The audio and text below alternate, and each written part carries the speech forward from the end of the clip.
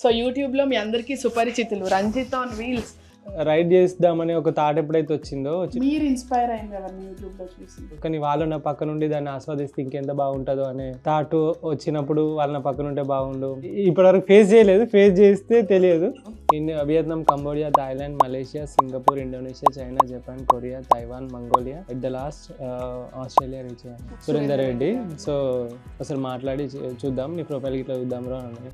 Even ఏది తినాలన్నా ఏది కొనాలన్నా కంపల్సరీ 10 సార్లు ఆలోచిస్తాను నేను.